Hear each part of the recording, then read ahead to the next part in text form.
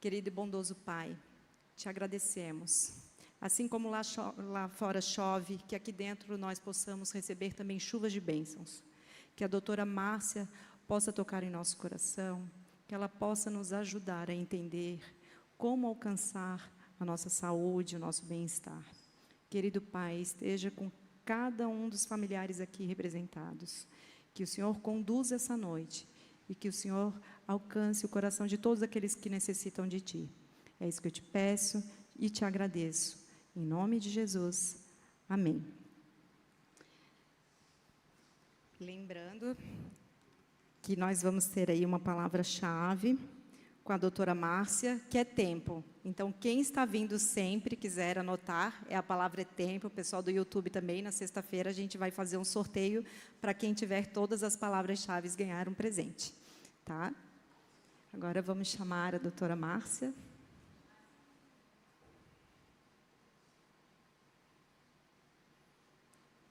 Muito obrigada por aceitar o convite. Também vou lhe dar um livrinho, só um minutinho. Não, o diário. Esse é um diário de mulheres de oração, que você possa ter uma comunhão com Deus, possa registrar não só os pedidos, também as conquistas. Tem bastante palavras de esperança. Tá bom? Obrigada. Obrigada por compartilhar o seu conhecimento conosco. Boa noite, queridos. Que bênção maravilhosa a gente poder estar na casa do Senhor, né? É sempre motivo de alegria. E eu quero agradecer o convite do Ministério da Mulher, do Ministério da Saúde, para estar aqui. E eu espero, eu oro, que não fale eu, mas que o Senhor fale através de mim. E que Deus possa nos instruir. Na realidade, quando a gente fala aqui na frente, a gente fala mais para nós. A gente precisa aprender muito. Então, quando Deus nos coloca aqui na frente, é porque Ele tem algo para me ensinar. Eu não me coloco aqui na posição de professora, de transmissora de algo, né? Mas sim de aprendiz, tanto quanto cada um de nós que estamos aqui. Então, vamos lá. Eu vou me apresentar, não sei, né? Algumas pessoas aqui não me conhecem, eu sou médica, sou geriatra, amo trabalhar com a terceira idade, e aí eu fui chamada para falar um pouquinho sobre saúde mental. Dizem que... Eu tenho que apontar para o data show? Lá para cima? Ah, tá. Falar um pouquinho sobre saúde mental e como lidar com dois problemas que são dos transtornos mais frequentes, que mais atrapalham a vida, especialmente dos brasileiros. Eu não sabia que o Brasil é líder mundial em ansiedade. Líder mundial. Ultrapassa, imagina, né? É o país com maior índice, algo em torno de 26%. Tem algumas plataformas de pesquisa que chegam a 59%, que eu acho meio exagerado, depende do tipo de teste que se usa, né? Mas vamos lá, eu não vou me deter muito em diagnóstico, em características, porque eu preciso muito falar, eu quero muito poder conversar sobre... Ai, aqui, ó. E aí aparece para vocês o sinalizador? Não. Ah, apareceu. Tá. Então, eu quero me deter um pouco mais sobre essas questões aqui embaixo, ó. Sabotadores e algumas dicas. Eu trago alguns highlights a respeito disso, vou ressaltar alguns detalhes, o assunto é muito amplo, né? Mas eu espero, sinceramente, poder, de alguma maneira, ajudar a cada um de como lidar melhor com isso. Porque, aliás, vamos combinar, né? Quem nunca sentiu ansiedade? Não existe. Não existe. Tá? Quem nunca sentiu tristeza? Também não existe. A não ser que seja ET, né? Então, sangue de barata, mas não existe. Agora, quando a ansiedade toma proporções na nossa vida que atrapalham a nossa funcionalidade, ela começa a ser um distúrbio, certo? Quando ela leva muito tempo, quando há dificuldade de driblar essa condição para que a pessoa continue sendo funcional. O que é ser funcional? É trabalhar, é cuidar, exercer os seus papéis na sua casa, no seu trabalho, no meio em que ela vive, né? Sem ser destruída, sem ser limitada por aquela condição, seja a ansiedade ou seja a depressão, tá? Muito bem, vamos falar um pouquinho, então, desses números que importam, tá? Brasil, primeiro lugar no ranking mundial dos transtornos ansiosos, né?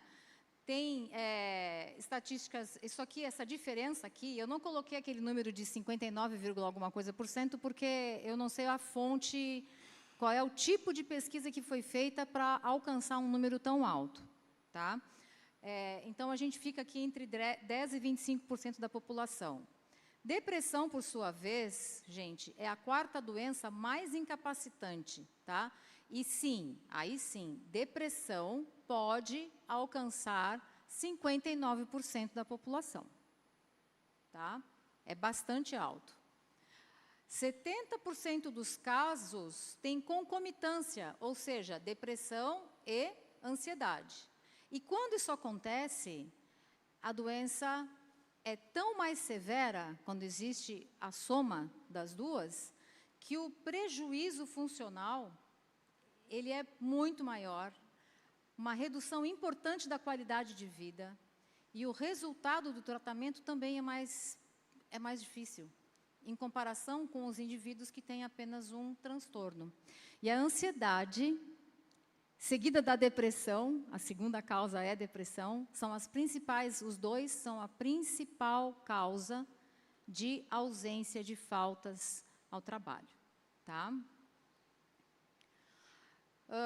Para não dizer que não falei das flores, né? Um pouquinho aqui dos sintomas, e eu ressalto aqui, bom, com relação à depressão, desânimo, desesperança, sentimento de vazio, paralisado, tem gente que descreve uma sensação, uma nuvem, uma dificuldade de enxergar as coisas com clareza, né? Como embotamento mental, como se estivesse amarrado, né? Perde o interesse por coisas que gostava antes, se sente inútil, não vê sentido na vida, certo? O ansioso, ele está constantemente no limite. O cérebro do ansioso é um cérebro que não para. Ele continua plugado na tomada ali 24 horas por dia. E aí eu vou chegar ali na frente, quando a gente falar um pouquinho sobre os sabotadores, o que acontece? O que acontece com o cérebro, né? Coração acelerado, pânico, preocupação excessiva, uma preocupação além, desproporcional, esse é o termo que eu quero encontrar, desproporcional à situação em si. Não há necessidade de tanta preocupação e a pessoa não consegue comer, ela não consegue dormir, ela não consegue trabalhar, ela não consegue funcionar normalmente em função, né, em razão dessa preocupação. E pensamento acelerado, certo? Quais são os principais pontos em comum? Então, esses aqui que têm essa intersecção, né? Irritabilidade, concentração reduzida, lê uma coisa 30 vezes e não consegue lembrar, mas o que foi mesmo, né? Perde o fio da meada, certo?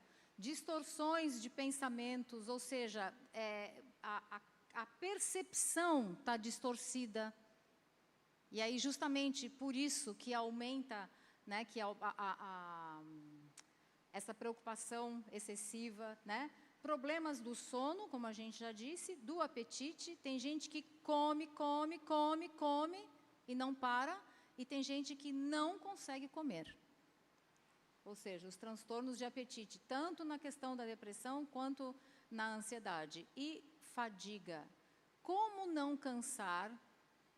Para o ansioso é muito fácil entender como que ele não vai se sentir fadigado. Porque está constantemente funcionando. E o paciente com depressão, ele não tem energia. Então, ele está cansado já de manhã, né? Já acorda cansado. E o ansioso acorda cansado porque não descansou. E o paciente com depressão, ele não consegue recuperar a energia dele, a despeito de dormir, às vezes, até mais do que o habitual. Muito bem. Então, mais ou menos assim, se a gente pudesse, né, traduzir isso numa imagem, é mais ou menos isso que acontece com o cérebro na depressão, tudo anuviado, vê tudo cinza, aquela lente de óculos que está tudo cinza, né? E aqui os circuitos inúmeros no cérebro do transtorno de ansiedade, certo? Bom, só que precisa ficar claro uma coisa, bem séria. Vocês estão lendo aí, né? Não é mimimi. Não é falta de atenção, carência, não é. Não é falta de arrumar o que fazer. Eu já escutei muito de gente boa. Ah, mas uma louça, uma pia cheia de louça para lavar. Né? Isso é coisa de rico. Gente, a gente precisa, não é falta de Deus. A gente tem que tomar muito cuidado, mas muito cuidado, porque a gente não só gosta de julgar, como a gente gosta de condenar e dar a sentença, né? A gente gosta de... E quando a gente faz isso, automaticamente, o que é que eu estou fazendo quando eu estou criticando alguém? Ou diminuindo alguém?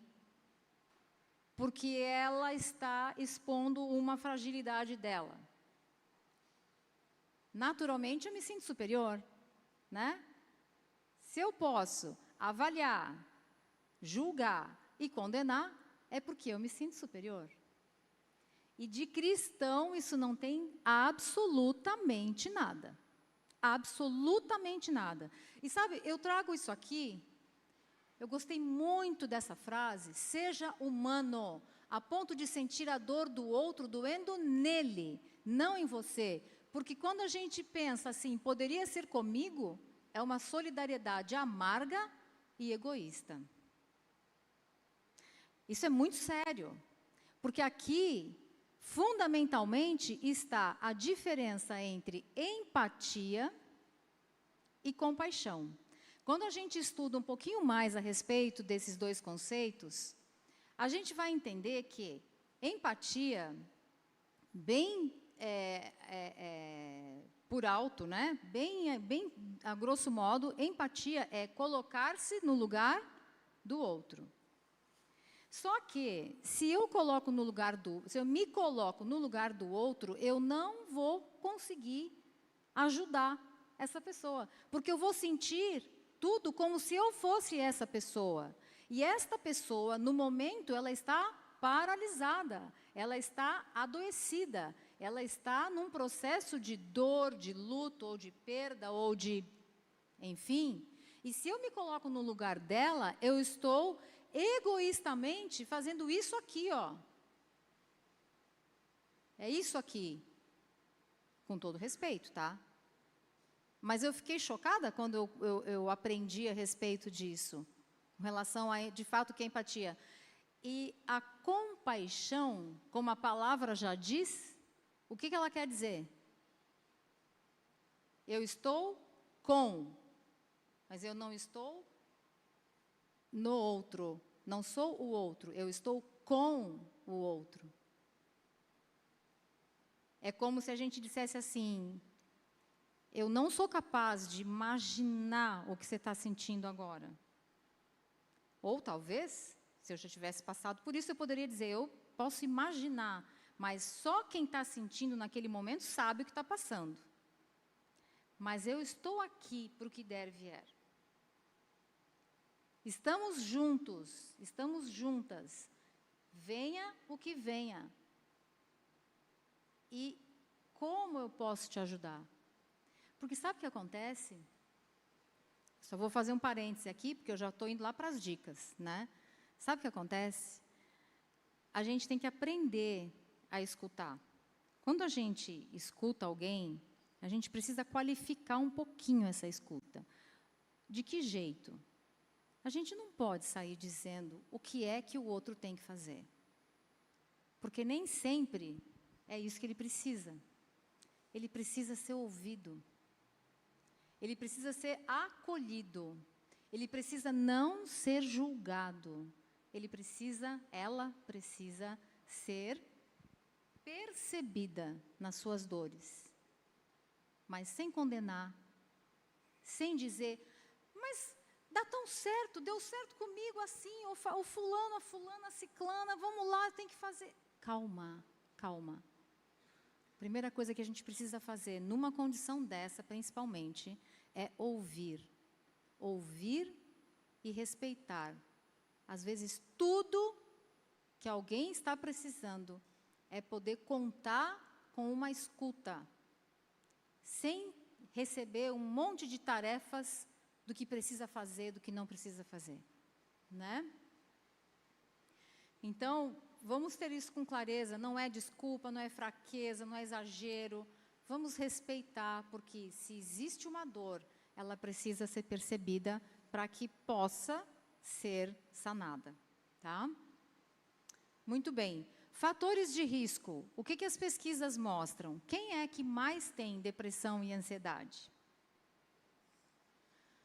Mulheres. Sinceramente, eu não sei se isso aqui é porque existe, de fato, uma propensão das mulheres a terem mais transtornos de ansiedade e depressão, ou se homens têm mais dificuldade de olhar para dentro de si mesmos. Certo? Então, fica a pergunta. Na verdade, não é só minha, né, essa pergunta. Tá? Fatores perinatais, sim, bastante. Tanto é que a gente sabe, né, da conhecida depressão pós-parto, por causa da deprivação hormonal. No momento em que nasce o bebê, o que acontece? Caem drasticamente os níveis de progesterona, e até ali ela esteve os 9 meses nadando em progesterona, né?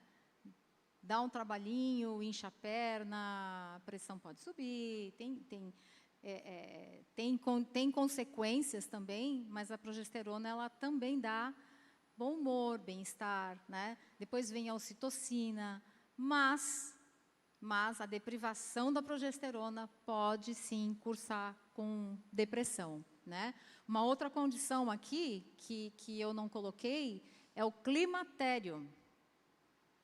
Porque aí ocorre a deprivação, a queda dos 2 principais hormônios, que é estrogênio e progesterona, né?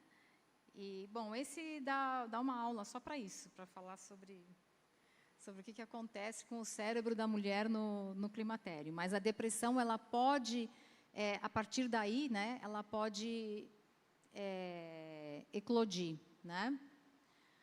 História psiquiátrica dos pais, solidão.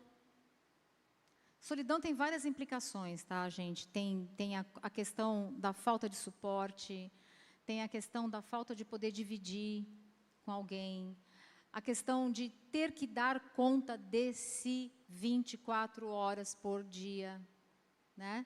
Então, várias questões estão implicadas no aspecto da solidão, tá? Desemprego. E com relação a adultos mais velhos, aqui falando de 50 a mais, né? Os que têm menos idade, dos 50 a mais, os que têm menos idade, é mais comum a depressão do que aqueles que estão com 70, 80 90 anos, tá? Mulheres, de novo, né? Menor grau de escolaridade, maior gravidade da depressão, é uma característica, é uma depressão mais séria, tá? E detalhe, né? 50, 60 anos, que fase é essa? Da aposentadoria. Também, do ninho vazio, né? E aí, quando é com mulher, ainda é a fase do climatério. Então, pensa, aposentadoria, ninho vazio, climatério, tá fácil de aparecer um quadro depressivo, né? Traumas na infância, tá? Isso aqui é muito sério. Neuroses, estressores socioeconômicos. Muito bem. Vamos lá, vamos adiantar. Sinais de alerta. Como a gente já falou, incapacidade funcional. Outra coisa importante, incapacidade cognitiva. Complicado, porque a pessoa está acostumada a raciocinar, fazer determinado tipo de raciocínio, seja, vamos falar o que eu falo, raciocínio clínico, né? Diagnóstico, investigação, tratamento, diagnóstico diferencial, as causas que podem acontecer, e de repente isso some, como se não conseguisse. O engenheiro que não consegue dar continuidade num projeto, o arquiteto, a professora, o mecânico, que começa, enfim, começa a trazer, de fato, repercussão para o desempenho normal da vida do dia a dia, né? Prejuízo físico, não consegue dormir, não consegue comer, né? Ou seja, todos são sinais de alerta, sintomas psicóticos.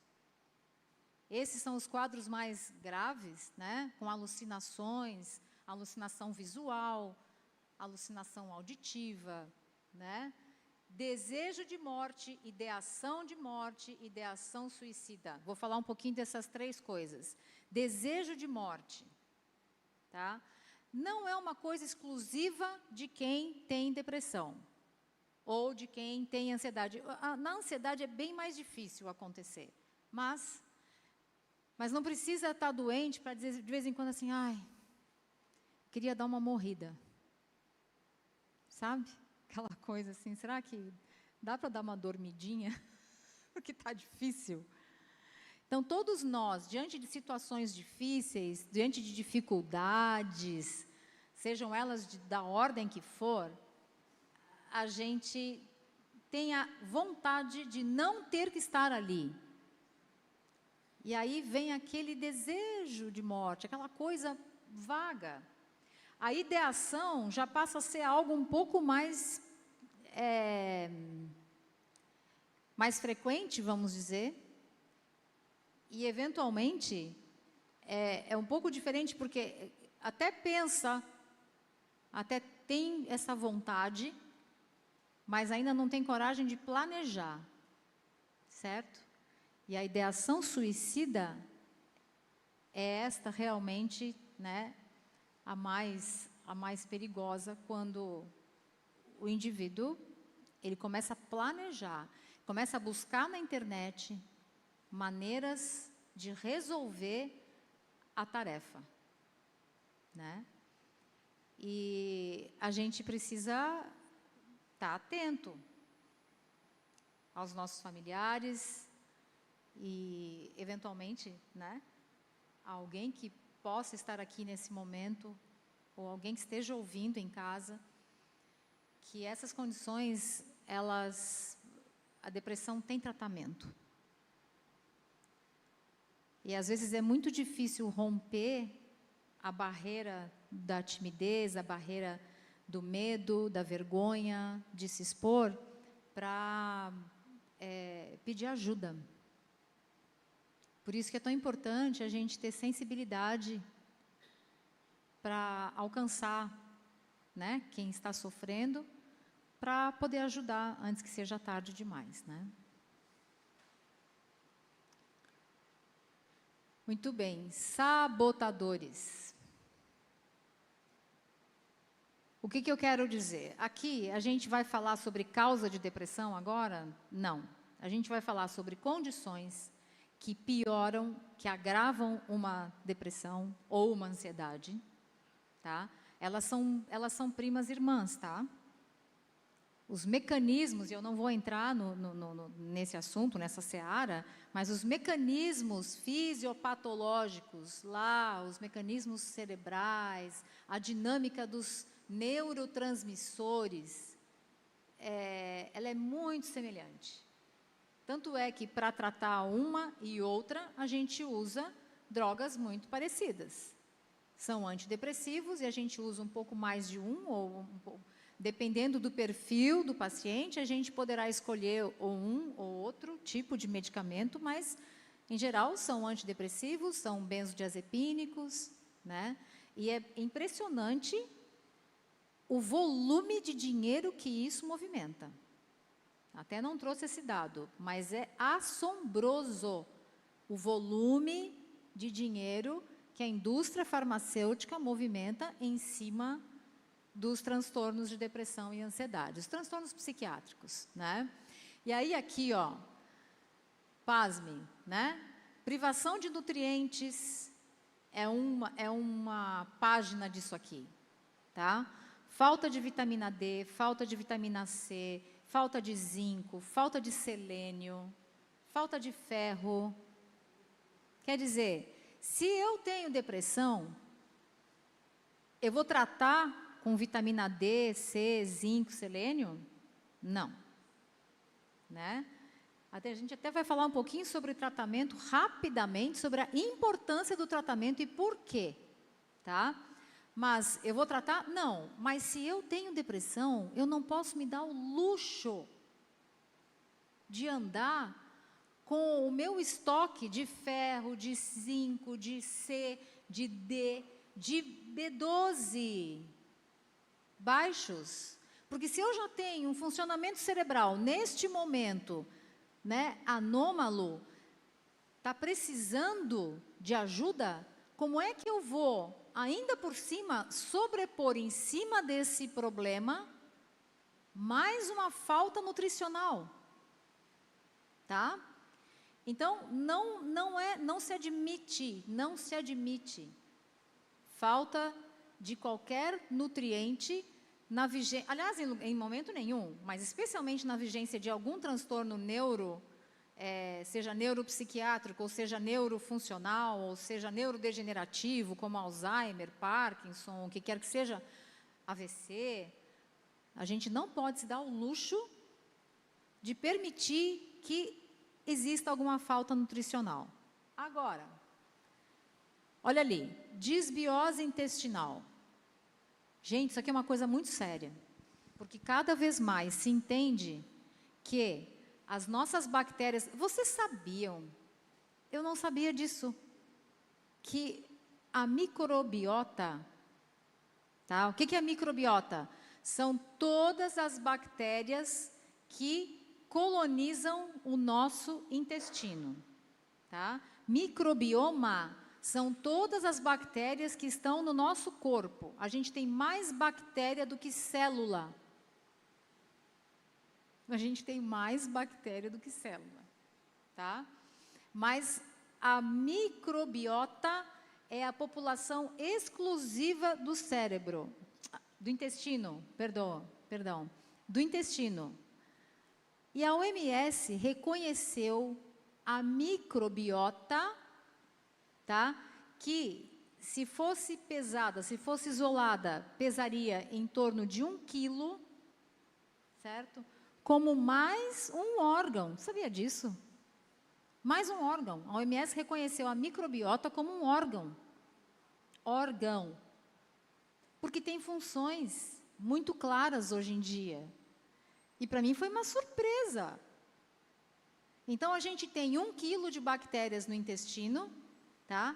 E hoje elas ganham o status, a microbiota ganha o status de órgão.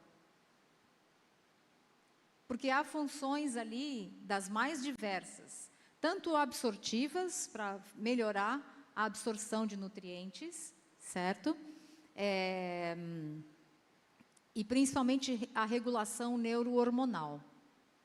Tá? Por quê? 80% da serotonina que a gente precisa vem do intestino. Por isso vocês devem ter ouvido já que o intestino é o nosso segundo cérebro. Tá? E olha essa informação aqui, ó. Para cada $1 gasto pela OMS em campanhas de prevenção e conscientização sobre a alimentação saudável, $500, ou seja, vai 500 vezes mais dinheiro investido em alimentos industrializados, tá? Nas pesquisas de como tornar os seus produtos alimentícios cada vez mais sedutores e viciantes para o paladar humano. Tá? Aqui, entenda-se por gordura vegetal hidrogenada, por açúcar, por glutamato monossódico, que é um veneno, que é um dos piores venenos que já se viu. Uma das piores coisas que a gente poderia colocar para dentro da nossa boca é glutamato monossódico. Onde é que tem glutamato monossódico? Começa pelo shoyu, né? Então, assim, ao usar shoyu, a gente tem que usar shoyu de fermentação natural e que não tenha glutamato monossódico acrescido. É difícil de achar, né? É aquela marca lá que a gente vai atrás, né? Então, é muito sério isso. Tá, mas, Márcia, o que isso tem a ver com a desbiose? Bom, tudo aquilo que a gente come errado, e aí eu lamento informar, não é só um problema dos industrializados. É um problema dos lácteos, é um problema do açúcar em si, é um problema dos produtos à base de trigo. É um problema do glúten, tá? Depois eu posso recomendar uma live de uma nutricionista que entende sobre isso, que escreve sobre isso. É uma autora de livros onde ela levantou todo o histórico do glúten da Segunda Guerra para cá, de 45, 50 para cá. A molécula de glúten, o trigo, teve a sua molécula de glúten adulterada. E hoje em dia, o tamanho da molécula é muito grande e causa um dano tremendo para a parede intestinal. Certo? Então, nós temos aí tudo que a gente... E pode olhar os ingredientes de pães que a gente compra hoje no mercado, não tem só farinha enriquecida com ácido fólico, farinha branca, farinha integral, tem glúten. Então, é acrescido o glúten, porque o glúten deixa o pão mais fofinho, deixa o pão mais saboroso, deixa o pão mais, né? Assim vai. Então, a desbiose tem um papel muito importante na questão da depressão, tá? E aí, só para concluir com relação à desbiose, quando nós vivemos sob estresse crônico, e nesse caso tem mais a ver com transtorno de ansiedade, os meus níveis de cortisol e adrenalina estão cronicamente elevados. O que acontece? O cortisol vai lá no intestino. Quando ele chega lá, ele interfere no padrão do funcionamento intestinal. Ele interfere na microbiota e ele destrói as bactérias boas e permite que as bactérias ruins se proliferem mais. E aí existe uma distorção tremenda do que seria esse órgão que deveria ser protetor e, na realidade, deixa de ser. Bom, um outro sabotador, a gente falou um pouco sobre a falta de compreensão, né? E aqui eu achei interessante, mas a vida é tão linda, por que você está deprimido? Mas é a mesma coisa que você dizer assim, por que você tem asma? Tem tanto ar, né? No mundo. Para que ter asma, afinal, né? Então, vamos entender que não é uma escolha. Só que tem uma coisa. Um dos grandes problemas, um dos grandes sabotadores é a própria pessoa. Porque existe uma dificuldade séria em reconhecer que precisa de ajuda. E depois que precisa de ajuda, diz assim, não, mas remédio eu não vou tomar. Isso eu não quero. Não quero para mim, não quero ficar dependente. Queridos, na condição de profissional da saúde e prescritora, eu preciso deixar uma coisa clara. Por um período que seja, é importante para poder haver regularização, normalização do eixo neural, dos neurotransmissores que estão faltando. É muito difícil isso acontecer rapidamente. A disfuncionalidade, a perda de função é tão grande que a pessoa não consegue se recuperar tão prontamente. É a mesma coisa que a pessoa entender assim, não, eu tenho diabetes, mas eu não vou tomar remédio para o diabetes. Ou eu estou precisando de óculos, mas eu não preciso, eu vou continuar assim porque eu vou dar um jeito de enxergar. Né? Então, a gente precisa admitir que, por um período determinado, a gente lança a mão do recurso farmacológico para normalizar, para dar condições de enfrentamento, para reassumir os seus papéis na vida e depois, a partir daí, cuidando da alimentação, cuidando do sono, a gente já vai falar sobre isso, sobre a atividade física, a gente pode deixar a medicação. Não é uma prescrição ad eternum para tomar o resto da vida e acabou. Não. Mas também não vamos nos sabotar, né? Porque é muito pior. Muito bem.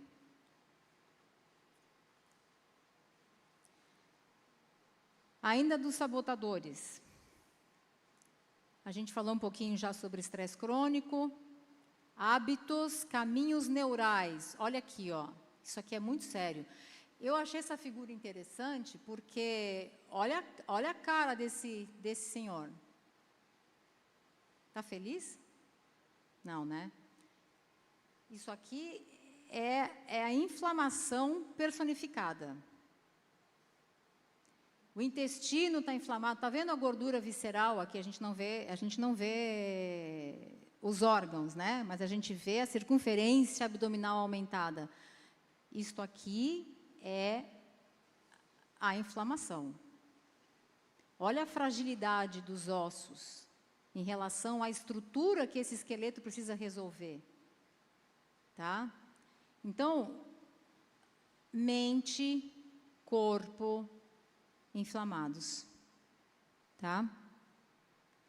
E um processo inflamatório crônico poderá, sim, culminar com um processo inflamatório neural.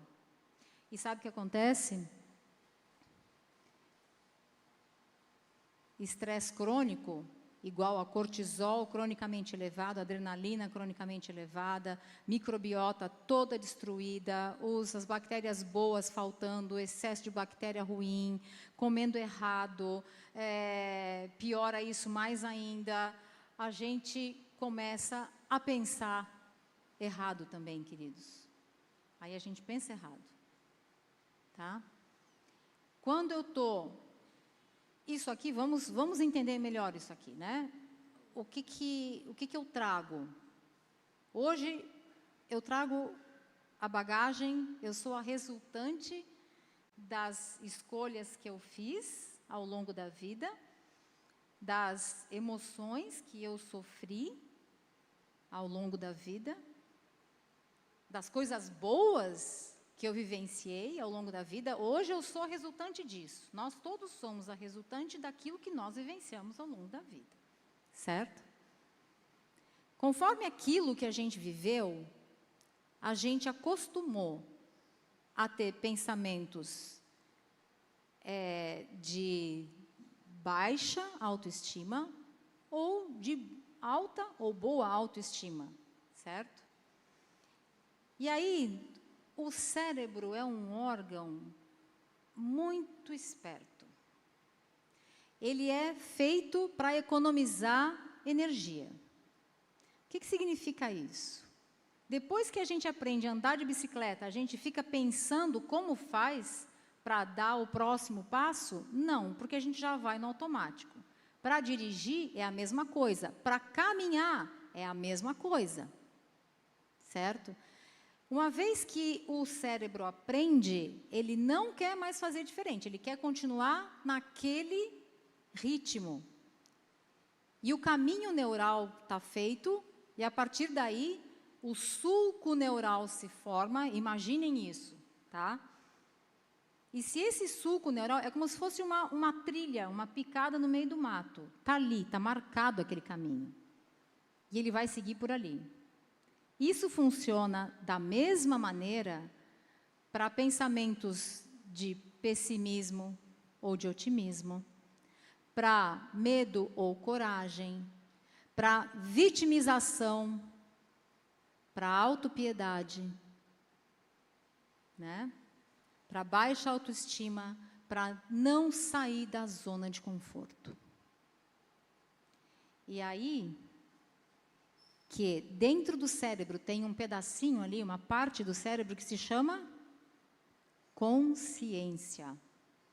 E a nossa consciência, quando a gente percebe que algo está errado, cabe a nós, tão somente, tomar uma atitude para mudar esse sulco neural e começar a fazer outro caminho. Ah, mas é difícil. É muito difícil. Mas não é impossível.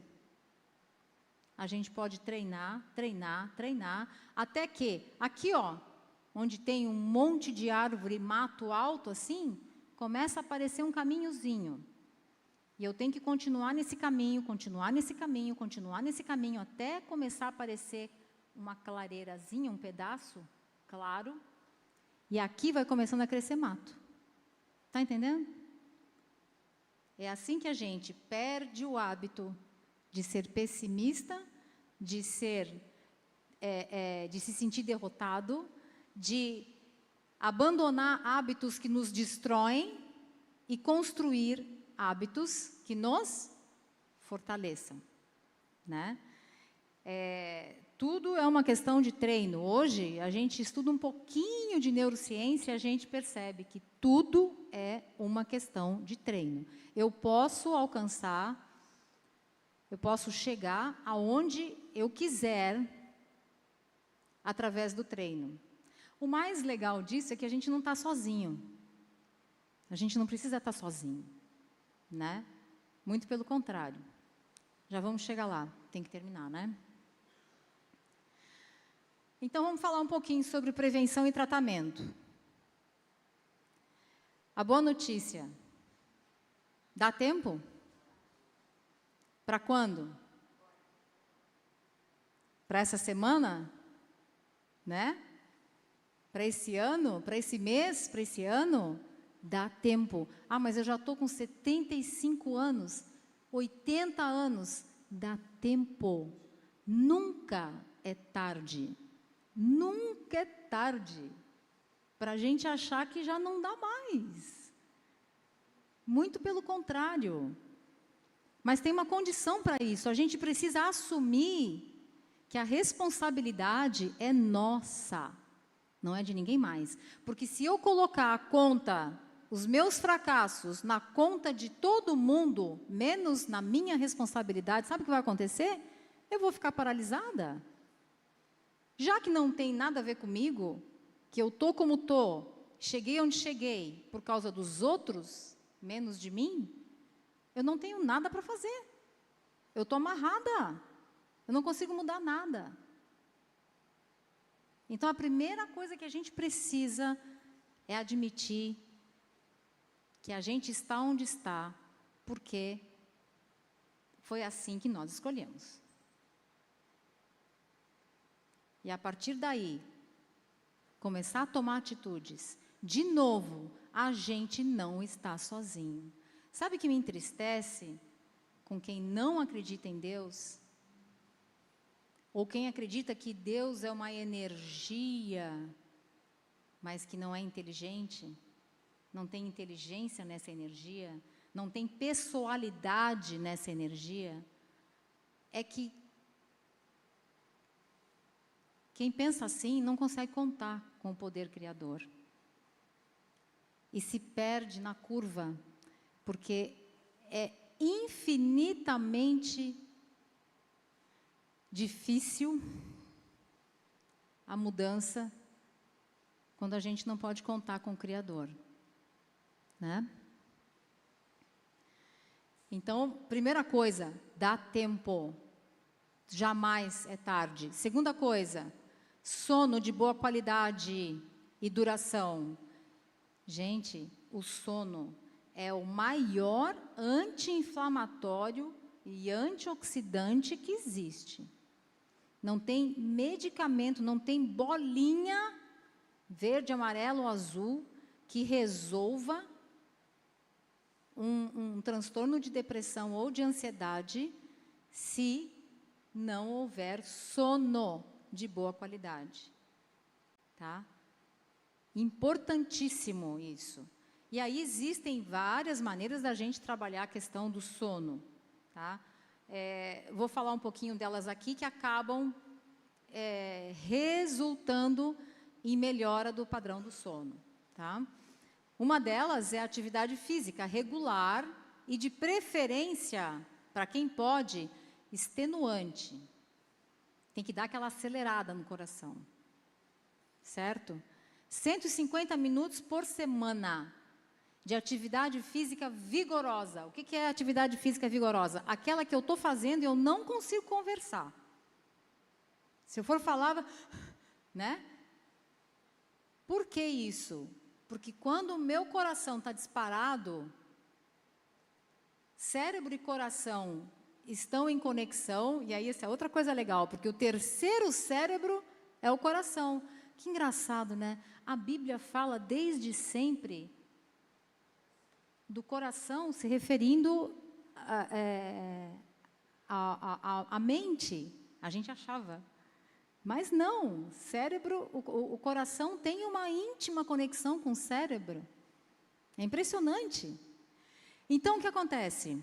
Atividade física regular e extenuante aumenta a produção de um hormônio que se chama BDNF. Eu não vou traduzir, que é muito grande. Tá? Mas o BDNF aumentado, ele é protetor, ele é neuroprotetor, ele é cardioprotetor, né? Ele aumenta muito, melhora muito a atividade do sistema imunológico, portanto, ele é anticâncer. Tá? O exercício extenuante, o exercício vigoroso, ele aumenta a produção de serotonina, ele aumenta a produção de dopamina. Ou seja, mas é só a gente parar para pensar, o Criador é maravilhoso, né? Vamos combinar. A gente não foi feito para se mexer. Alguém aqui tem dúvida que a gente tenha sido feito para se mexer, e muito? Nós somos um conjunto sofisticadíssimo, harmonioso, de articulações, ossos ligados por articulações, músculos. Um conjunto que é uma engenharia fabulosa. Será que a gente nasceu para ser planta? Não, a gente foi feito para se mexer. E os nossos pais, nossos avós, pelo menos, nossos bisavós, talvez, se movimentavam constantemente. A vida deles era outra. A gente é que saiu daquilo que deveria continuar fazendo, que é movimento. Nós somos feitos para nos movimentar. Tá? Isso melhora sono, isso melhora a ansiedade, isso melhora a depressão, isso melhora o apetite. Melhora, que eu digo, ele regula, nem para mais, nem para menos. Né? Grounding, agora está na moda isso aqui. Ó. Ellen White falava disso aqui há mais ou menos 150 anos. Onde ela orienta que nós devemos caminhar com os pés no chão, sobre a grama ou sobre a terra, né? Agora, a ciência descobriu, está todo mundo falando disso aqui. Todo mundo. Por quê? Porque existe uma troca de elétrons, porque o pé é uma extremidade, não é? Então, a Terra é literalmente aterramento, é fio-terra. Exatamente. E aí, quando a gente está nervoso, quando a gente está irritado, quando a gente está cansado, quando a gente está estressado, a gente sim está com uma carga elétrica anômala e que interfere nos nossos circuitos cerebrais, interfere nos nossos circuitos. Nós somos energia pura. E aí, quando a gente coloca o pé no chão, tudo isso começa a se regular, a se restaurar, né? Vejam só, sol, ar puro, agora se fala muito em terapia verde. Tudo isso aqui, gente, melhora tremendamente os níveis dos neurotransmissores, tá? Diminui a adrenalina, diminui o cortisol, diminui o glutamato, porque nós temos um glutamato endógeno, né, que está aumentado exatamente no momento dos estresses, né, dos momentos de estresse. Alimentação saudável, eu trago aqui, ó, aqueles que são ricos em triptofano, tá? E que são excelentes, então, para aumentar a produção de serotonina. E também aqui de dopamina, tá? Abacate e banana também, certo? Outra grande forma da gente prevenir depressão e de ajudar no tratamento é servir. Quando a gente serve, a gente tem uma bomba de ocitocina liberada. E a ocitocina é o hormônio do bem-estar, é o hormônio da compaixão. Então, vejam só, né, que o Criador nos fez uma máquina de ser feliz. E Ele proveu tudo na natureza, ao nosso redor, a terra, a água. Vocês sabiam que olhar para a água, aumenta os níveis sanguíneos de serotonina e de dopamina? Olhar para a água, pode ser um lago, pode ser o mar, pode ser o rio, olhar, tem estudos mostrando isso, né? Olhar para o verde também, olhar com o horizonte ao longe, ou seja, aquela visão de longo alcance, quando o cérebro tem que se acomodar, os olhos se acomodam para olhar distante, existe todo um rearranjo do nosso sistema nervoso central. Então, Deus fez a natureza para a nossa saúde. A gente já sabia disso. Mas agora a ciência mostra, né? Vamos lá. Gratidão, não posso deixar de falar de gratidão. A gratidão é outro grande remédio para aumentar os hormônios do bem-estar. E para reduzir os hormônios do estresse. Tá? Só que eu coloquei aqui, ó, é praticada, gratidão praticada. Experimenta todo dia de manhã escrever 10 razões pelas quais você é grato. Tá? A gente não para. E diferentes uma da outra. E no momento em que eu já fiz uma vez um exercício de colocar 40. Mas vai dando uma alegria, vai dando uma sensação de bem-estar, vai dando uma... Meu Deus, olha quanta coisa! Eu não sou merecedora. E aquilo muda. Aquilo muda. Muda a frequência de onda, sabe? Se eu estou querendo ficar triste, se eu estou querendo ficar chateada, ai, porque não gostam de mim, né? Se eu estou querendo ficar decepcionada com alguma coisa, e a gente começa a pensar nos motivos pelos quais a gente é grato, o que diz aquele hino? Com contas bênçãos, conta quantas são, recebidas da divina mão. Uma a uma, dize-as de uma vez, hás de ver surpreso quanto Deus já fez. Então, isso é muito sério. E relacionamentos, queridos, a gente precisa aprender a se relacionar. E eu penso que um dos segredos da gente para a gente aprender a se relacionar, é esperar menos, julgar menos e acolher mais, né? Aqui só para a gente ter certeza, tá, gente? Ó, a raiz da depressão precisa de medicamento? Sim. Uma boa parte precisa. Nem todos, mas uma boa parte precisa, tá? Agora, qual é a raiz? A raiz está aqui, ó. Tá? É claro que aqui a gente também vai... Por quê? A gente também trabalha aqui com redução de estresse, gerenciamento das emoções, psicoterapia, né? Os 8 remédios naturais que a gente já conhece, tá? Atividade física, já falei, sol, ar puro, repouso, comida de verdade e por aí vai, né? Afaste-se daquilo que intoxica pela boca, pelos olhos, pelo coração, tá? O cérebro, e detalhe, o cérebro não distingue o real do imaginário, ok? Então, assim, ó, se eu estou assistindo um filme de violência, o meu cérebro está vendo aquilo e está gerando, tá liberando aqui todos os hormônios do estresse, como se eu estivesse naquela cena, vivenciando aquilo e sofrendo aquela cena dentro.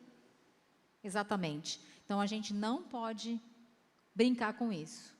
O cérebro não distingue o real do imaginário. Por isso que no transtorno de ansiedade, tudo aquilo que eu penso, maquino, rumino, aquilo ali, o meu cérebro está uma máquina de fazer adrenalina e cortisol, né? Continuando aqui, porque aqui tem... E aí aqui eu trago, será que a ciência que chegou primeiro? Olha o que está escrito, pois se Deus assim veste a erva do campo, que hoje existe, amanhã é lançada no forno, quanto mais a vós, homens de pouca fé. Olha como a gente tem falta de fé, muitas vezes. Se Deus cuida das avezinhas, das florzinhas, se Ele sabe exatamente quando cai uma folha da árvore, como é que Ele não cuida de nós?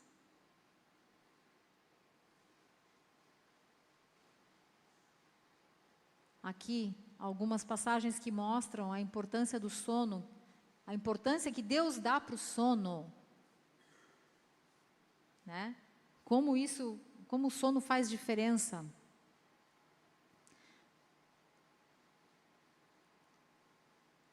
Atividade física, alimentação, relacionamentos.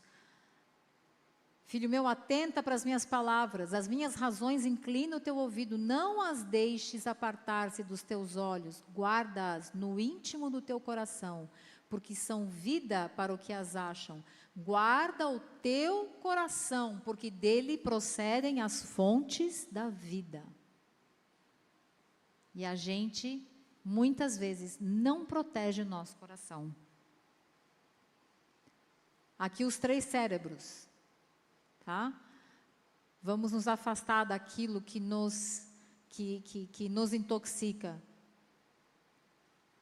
Só para a gente entender, 40 mil neurônios é o único órgão do corpo que envia mais informação ao cérebro do que recebe. O coração. Uma conexão direta, íntima com o cérebro, tá? Concluindo. Falta só mais um slide. Resgate a sua criança interior. Ih, lá vem ela com esse papo aí. Criança interior.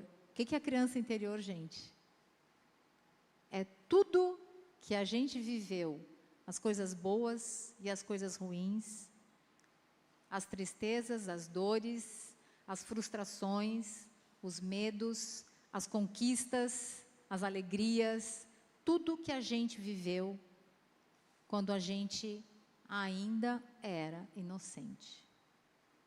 A propósito, como é que nós temos que nos tornar para entrar no reino dos céus? A Bíblia já fala há muito tempo. Hoje eles estão falando, mas há muito tempo já se fala. Jesus disse: se vocês não se tornarem crianças, vocês não entram no reino dos céus. Então procurem entender, procurem ser mais gentis com a criança que tem dentro de cada um de vocês. E brinquem mais, riam. Isso aumenta a serotonina, isso dá alegria. Brinquem com as crianças da família, brinquem, tomem tempo para brincar, para dar risada, muita risada.